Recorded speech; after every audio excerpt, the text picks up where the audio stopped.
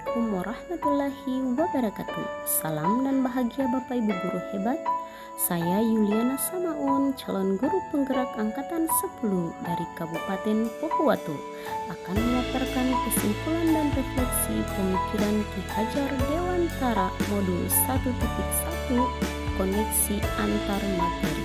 Pendidikan dan pengajaran adalah dua hal yang berbeda. Pengajaran adalah proses pendidikan dalam memberi untuk kecakapan hidup anak secara lahir dan batin, sedangkan pendidikan adalah menuntun atau memberi tuntunan terhadap segala kekuatan kodrat yang dimiliki anak agar mencapai keselamatan dan kebahagiaan yang setinggi-tingginya sebagai manusia maupun anggota masyarakat.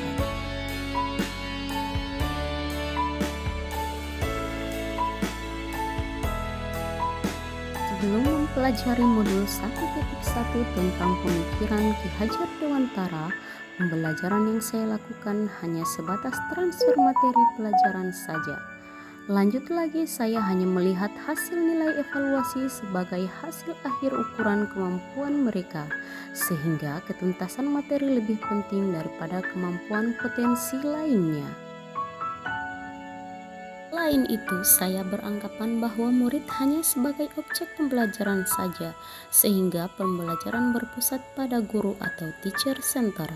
Saya tidak memperdulikan apakah murid saya paham atau tidak. Sebelumnya, saya menganggap bahwa keberhasilan pembelajaran adalah pencapaian nilai KKM, sehingga saya pun sering tidak puas jika banyak murid-murid yang tidak tuntas.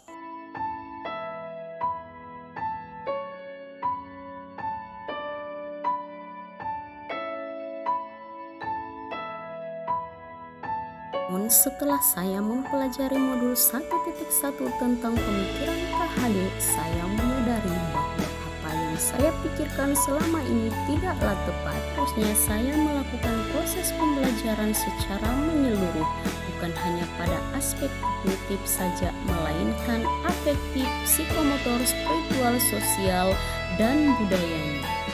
Selanjutnya, murid bukanlah objek pembelajaran, melainkan subjek pembelajaran.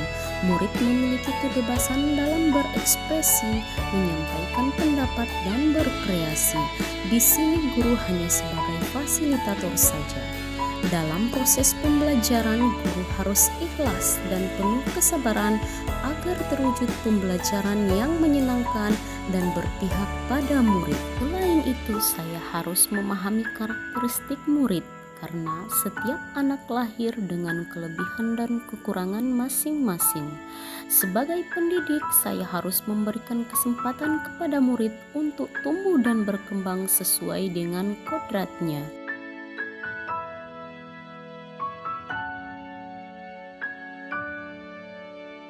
Dapat segera saya terapkan dalam pembelajaran di kelas antara lain merancang pembelajaran interaktif dan menyenangkan. Yang kedua, mendorong peserta didik berpikir kreatif, inovatif, inisiatif dalam mengemukakan gagasannya.